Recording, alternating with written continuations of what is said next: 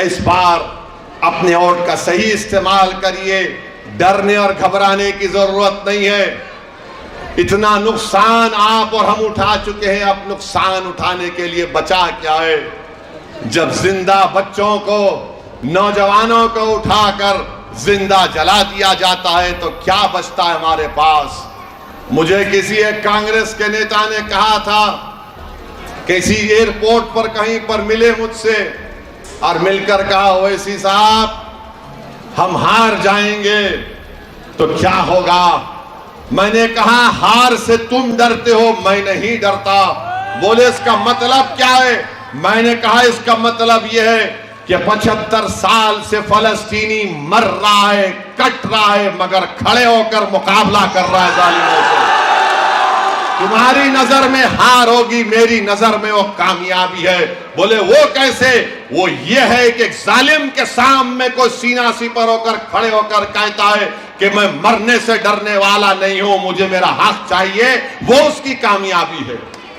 तो मेरी आपसे अपील है कि आप, जमहूरियत है, मैं आपको लड़ने के लिए जब कह रहा हूं तो किसी को मारने के लिए नहीं कह रहा हूं, किसी को हिंसा की बात नहीं कह रहा हूं। मैं कह रहा हूं अपने वोट का सही इस्तेमाल करो, अपने नेता को बनाओ, पार्टी को मजबूत करो।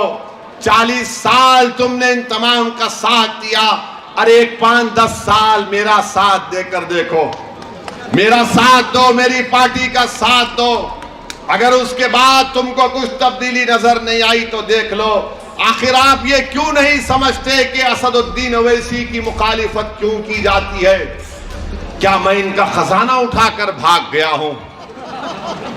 मैं तो इनका खजाना नहीं उठा रहा हूं, ना उनको लूट रहा हूं।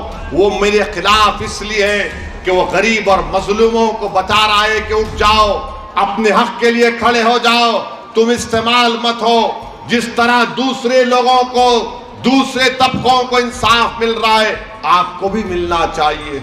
ये बात उनको पसंद नहीं आती।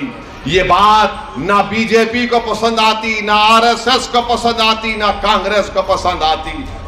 क्या आपको नहीं दिख रहा है कि मेरी गाड़ी पर 5 फीट के फासले से 6-6 गोलियां चलाई गई उत्तर प्रदेश के चुनाव के वक्त। ये अल्लाह का करम था कि मैं बच गया, मगर मैं मरने के लिए तैयार हूं। मैं गरीब और मजलूम के हक की लड़ाई लड़ रहा हूं। यकीनन मुझे मालूम कि इस राह में कांटे हैं, इस राह में खतरे हैं, मगर अगर कोई खतरा नहीं उठाएगा, अगर कोई कांटों के रास्ते पर नहीं चलेगा, अगर कोई इन जालिमों से मुकाबला नहीं करेगा, तो फिर आपका घर कैसे आबाद होगा।